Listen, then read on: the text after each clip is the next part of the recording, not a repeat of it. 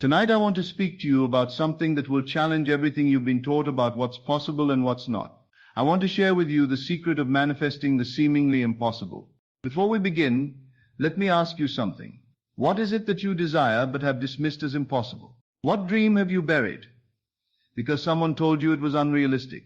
What healing have you given up on because the doctors said it couldn't be done? What financial breakthrough have you stopped believing in because the circumstances seem too dire?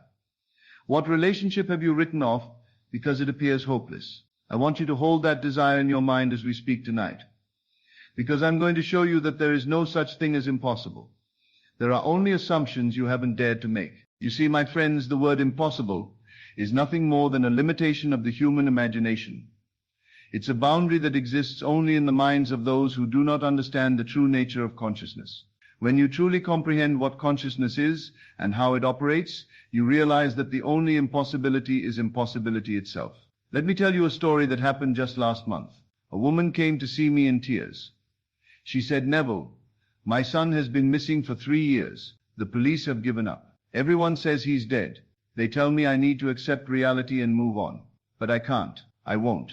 Is there anything I can do?" Now, by all conventional standards, this seemed impossible. 3 years missing, no leads, no hope according to everyone around her. But I looked at this desperate mother and I said, "My dear, the only reality you need to accept is that your son is alive, well, and coming home to you." "But how can you say that?" she asked. "You don't know what happened to him." I said, "I know something far more important. I know that consciousness creates reality, not the other way around. I know that what you assume to be true becomes true. And I know that if you can imagine your son walking through your door, healthy and happy, and if you can feel the reality of that reunion with every fiber of your being, then that imaginal act must and will manifest in your world." She looked at me as if I had lost my mind, but I continued. "Every night before you sleep, I want you to hear his key in the lock. I want you to feel him embrace you. I want you to smell his familiar scent. I want you to have the conversation you'll have when he returns. Live in that reality so completely that his absence becomes the dream and his presence becomes the truth." 6 weeks later, she called me, sobbing with joy. Her son had contacted the police. He'd been suffering from amnesia after an accident, living in another state under a different identity. His memory had suddenly returned, and he was coming home. Was this impossible? According to human reasoning, yes. According to the infinite power of consciousness, it was inevitable the moment she assumed it to be true. This is what I want you to understand tonight. There is nothing impossible to consciousness, because consciousness is the very substance from which all things are made. When the Bible says with God all things are possible, it's not speaking of some distant deity. It's speaking of the God consciousness that you are. But why do most people fail to manifest what they consider impossible? Because they approach it with the wrong consciousness. They try to manifest the impossible while remaining in the consciousness of impossibility. They affirm their desire while feeling their limitation. They visualize their dream while believing in their current circumstances. You cannot manifest the impossible from the state of consciousness that sees things as impossible. You must first become the person for whom this so-called impossibility is natural, normal, and inevitable. Let me share another story. A gentleman came to my lectures who had been told by doctors that he would never walk again. A devastating spinal injury had left him paralyzed from the waist down. He'd been in a wheelchair for 2 years, and every medical expert confirmed that his condition was permanent and irreversible. But after hearing these teachings, something stirred within him. He decided that he would no longer accept the verdict of the medical establishment. Every night he would imagine himself walking, not hoping to walk, not wishing to walk, but actually experiencing the sensation of walking. He told me later, "Neville, I didn't just see myself walking. I felt the ground beneath my feet. I felt my muscles moving. I felt the joy of motion through my entire body. I made it so real in my imagination that sometimes I would wake up surprised to find myself in the wheelchair." Month after month, he persisted in this imaginal act. His family thought he was in denial. His doctors were concerned about his mental state. But he knew something they didn't know. He knew that imagination creates reality. After 8 months of persistent imagining, something began to happen. He started to feel tingling in his legs, sensations that doctors said were impossible, then slight movement, then strength returning. Within 18 months he was walking again. The doctors called it a miracle. The medical journals called it unexplained. But he knew exactly what had happened. He had dared to assume what seemed impossible until it became inevitable. Now, I want you to understand something crucial about manifesting the impossible. It's not about overcoming obstacles. It's about transcending the consciousness that sees obstacles in the first place. The impossible doesn't become possible. Rather, you rise to a level of consciousness where impossibility doesn't exist. You see, what you call impossible is only impossible from your current state of consciousness. From a higher state, it's not only possible, it's already done. The person you become when you truly embody your desire doesn't struggle to make it happen, because in their consciousness it has already happened. This is why Jesus could say, whatever you ask in prayer, believe that you have received it, and it will be yours. Not believe that you will receive it, but believe that you have received it. Present tense, already done. This is the consciousness that makes the impossible inevitable. But how do you develop this consciousness? How do you move from seeing something as impossible to experiencing it as already accomplished? The secret lies in what I call the leap of faith, but not faith as most people understand it. Faith is not blind belief. Faith is not hoping for the best while expecting the worst. Faith is not wishful thinking or positive affirmations. True faith is the ability to feel the reality of your desire so completely that it becomes more real to you than your current circumstances. Let me tell you about a young man who came to my lectures with what seemed like an impossible dream. He was working as a janitor in a small office building, barely making ends meet, with no education beyond high school. But he had a burning desire to become a successful film director. Everyone around him said it was impossible. You don't have connections, they said. You don't have money for film school. You don't have experience. You're too old to start. Be realistic. But this young man understood something profound. He understood that impossibility is just a story we tell ourselves about limitation. So he decided to tell himself a different story. Every day as he cleaned those offices, he would imagine himself on movie sets, directing actors, making creative decisions, seeing his name in the credits. He would feel the satisfaction of completing a film, the excitement of premiere night, the joy of seeing audiences respond to his work. More importantly, he began to think from his desire instead of about his desire. Instead of thinking, I want to be a director, he began thinking, I am a director. Instead of cleaning those offices as a janitor who dreamed of making movies, he cleaned them as a director who was currently between projects. This shift in consciousness changed everything.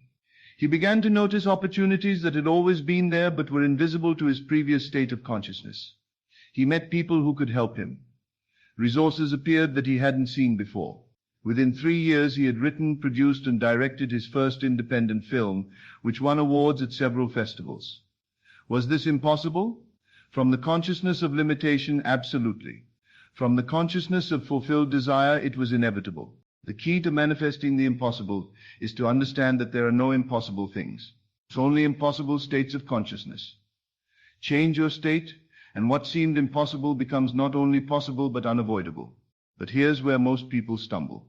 They try to manifest the impossible while holding on to the very beliefs and assumptions that make it seem impossible in the first place.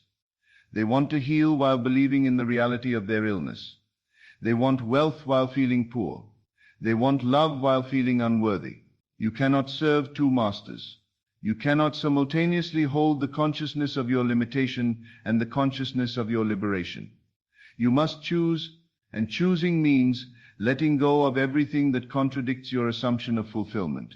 This is what I call dying to be reborn. The old consciousness, the one that sees your desire as impossible, must die for the new consciousness to be born. You must be willing to abandon your comfortable relationship with limitation in order to embrace the uncomfortable unfamiliarity of infinite possibility. I remember a woman who wanted to reconcile with her estranged daughter after 15 years of complete silence. Their relationship had ended in bitter conflict, harsh words had been spoken, and all attempts at reconciliation had failed. The daughter had moved across the country and refused all contact. By every reasonable standard, this reconciliation was impossible. Too much time had passed. Too much hurt had accumulated. The daughter had made it clear she never wanted to see her mother again. But this woman decided to live in the assumption that she and her daughter were reconciled, that they had a beautiful relationship, that they spoke regularly and lovingly. Every day she would imagine conversations with her daughter. She would feel the warmth of their renewed connection. She would experience the joy of their reconciliation so completely that sometimes she would reach for the phone to call her, forgetting that they weren't actually speaking. For months, nothing changed in the external world, but everything was changing in the world of consciousness. This mother was becoming someone for whom reconciliation with her daughter was natural and normal. Then one day, completely out of the blue, her daughter called. Through tears, she said, "Mom, I don't know why, but I've been thinking about you constantly. I miss you. Can we talk?" Was this impossible? According to the laws of human psychology and the evidence of years of estrangement, yes. According to the laws of consciousness, it was inevitable the moment the assumption was made and maintained. You see, what we call miracles are simply the natural result of consciousness operating according to its own laws. These laws are as reliable and predictable as the law of gravity. They just operate in a dimension that most people don't understand. When you truly grasp this, you realize that nothing is impossible because impossibility itself is impossible. Consciousness has no limitations except the ones it accepts. And since you are consciousness, you have no limitations except the ones you accept. But accepting a new assumption, especially one that contradicts all evidence, requires tremendous courage. It requires what I call the courage of the creator. You must be willing to stand alone in your assumption while the whole world tells you you're wrong. This is not easy. When you're manifesting the impossible, everyone around you becomes a prophet of limitation. They'll show you statistics that prove it can't be done. They'll tell you stories of others who tried and failed. They'll remind you of all the reasons why you should be realistic. But you must remember that their belief in impossibility is just as creative as your belief in possibility. They are creating a world where your desire is impossible. You are creating a world where it's inevitable. The question is, which world will you choose to inhabit? I knew a man who was $500,000 in debt, with creditors threatening legal action. His business had failed. His house was in foreclosure and his credit was destroyed. Everyone told him to declare bankruptcy and start over. By every financial measure, his situation was hopeless.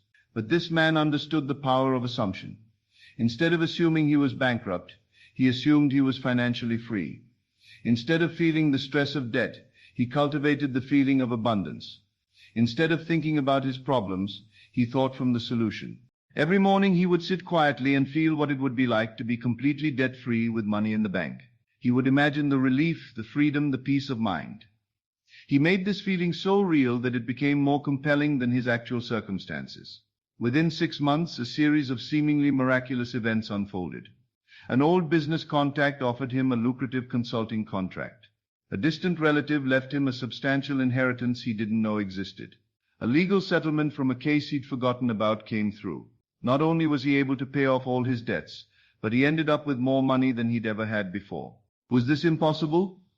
According to financial logic and statistical probability, absolutely. According to the infinite creativity of consciousness, it was simply consciousness expressing as form in response to a persistent assumption. This is what I want you to understand. Consciousness doesn't know about impossible. Consciousness only knows about assumptions and their inevitable manifestation. When you assume something is impossible, consciousness manifests that impossibility. When you assume something is inevitable, consciousness manifests that inevitability. The choice is always yours. You can assume limitation and experience limitation, or you can assume fulfillment and experience fulfillment. But you cannot assume one and experience the other. This is why I tell people, dare to assume what you dare not assume. Make assumptions so bold that they frighten you with their audacity. Assume states of consciousness so elevated that they make your current problems seem like the dreams of a fevered imagination. But assumption alone is not enough. You must persist in your assumption until it hardens into fact. This is where most people fail when attempting to manifest the impossible. They make the assumption for a day, a week, maybe even a month, but when they don't see immediate results, they abandon it and return to their old consciousness of limitation. The impossible takes longer to manifest not because it's more difficult for consciousness, but because it requires a more complete death of the old self and birth of the new. You must persist in your assumption until you become so identified with the new consciousness that the old consciousness becomes foreign to you. But let me be very clear about something. Manifesting the impossible is not about forcing outcomes or manipulating circumstances. It's about becoming so aligned with your desire that its manifestation becomes as natural as breathing. When you truly embody the consciousness of your fulfilled desire, you don't struggle to make it happen. You don't worry about how or when it will manifest. You simply know that it must and will, just as you know the sun will rise tomorrow. This knowing is not intellectual. It's felt. It's a deep cellular certainty that permeates every aspect of your being. It's the difference between hoping something will happen and knowing it already has happened in the realm of consciousness and is simply making its way into physical form. So how do you develop this knowing? How do you move from seeing your desire as impossible to experiencing it as inevitable? The answer lies in consistent, persistent, imaginative practice. Every night before sleep, when your conscious mind is quiet and your imagination is most receptive, I want you to enact the scene that would exist if your impossible desire were already fulfilled, not as a distant hope or future possibility, but as a present reality. If you desire healing, feel the vitality coursing through your body. If you desire wealth, feel the security and freedom that abundance brings. If you desire love, feel yourself beloved and cherished. Make it so real in your imagination that your physical senses are convinced it's actually happening. The secret is to make your imaginal act more vivid and compelling than your physical circumstances. When your imagination becomes more real than your five senses, reality has no choice but to conform to your imagination. But remember, this is not a technique you do once or twice and then wait for results. This is a way of being. You must live from your assumption, not just think about it. You must become the person for whom your desire is natural, normal, and already accomplished. And here's something crucial. When you're manifesting the impossible, you must be prepared for resistance, not just from others, but from your own habitual consciousness. Your old self will fight to maintain its familiar limitations. Your rational mind will present you with evidence of why your assumption is unrealistic. This is natural and expected. Don't fight these doubts. Simply redirect your attention back to your assumption. Every time you catch yourself thinking from your old consciousness of limitation, gently but firmly return to thinking from your new consciousness of fulfillment.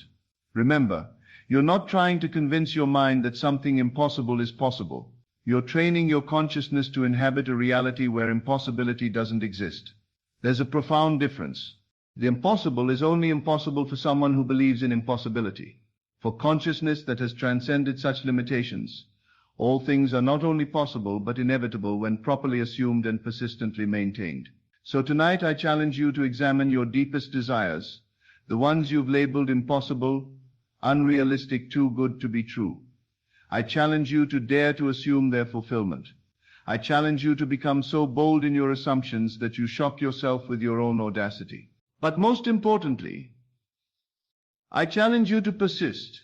Persist in your assumption, regardless of what others say. Persist despite contrary evidence. Persist until your assumption becomes more real to you than your circumstances. Persist until the impossible becomes inevitable. For you are not human beings having spiritual experiences. You are consciousness itself, temporarily forgetting its own infinite creative power. When you remember who you truly are, nothing remains impossible. Everything becomes a matter of assumption and persistence. The question is not whether you can manifest the impossible. You are already doing it. The question is, will you do it consciously or unconsciously? Will you create by design or by default? Will you assume limitation or liberation? You are the operant power in your world. You are consciousness expressing as individual experience. You are the God of your own reality. And for God, nothing is impossible, including the realization of your most impossible dreams. Dare to assume. Dare to persist. Dare to become the version of yourself for whom your impossible desire is already an accomplished fact. The impossible is waiting for you to make it inevitable. Thank you and good evening.